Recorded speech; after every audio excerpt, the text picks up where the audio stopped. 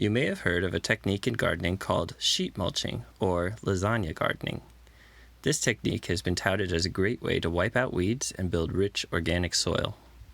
There are a few methods you can use when sheet mulching, depending mostly on whether you want to do shallow sheet mulching or deep sheet mulching. Shallow sheet mulching consists of a single layer of cardboard or a few sheets of newspaper and one layer of mulch. Deep sheet mulching consists of multiple layers of paper, brown mulch, and green mulch. To decide which method is best for you, consider your goal for the area you intend to sheet mulch. If you want to suppress weeds immediately around an existing garden or vegetable bed, shallow sheet mulching is probably the right choice.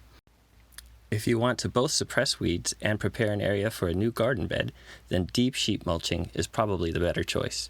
Keep in mind that the intention of deep sheet mulching is for the materials to compost in place, which can take a few months to a year. Once you've decided what method you'd like to try, you'll need to collect a few items. You will need water from a hose and a supply of untreated cardboard, or several stacks of newspapers. If you use newspapers, make sure they are only paper, no plastic content. You will also need a bunch of mulch to lay over the entire area at least 2 to 4 inches thick. Amounts will depend on the size of the area you want to cover.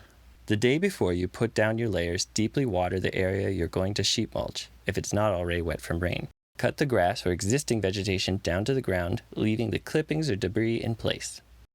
Cover the area with newspaper. We typically go 5 or 6 sheets thick with newspaper or a single layer of cardboard, overlapping the edges of the paper or cardboard material. Some gardeners like to wet the paper or cardboard material next, but we have equal success when we skip this practice. Top the paper or cardboard layer with 2 to 4 inches of an organic brown mulch. This can take many forms, but we often use dried leaves, shredded bark, or wood chips.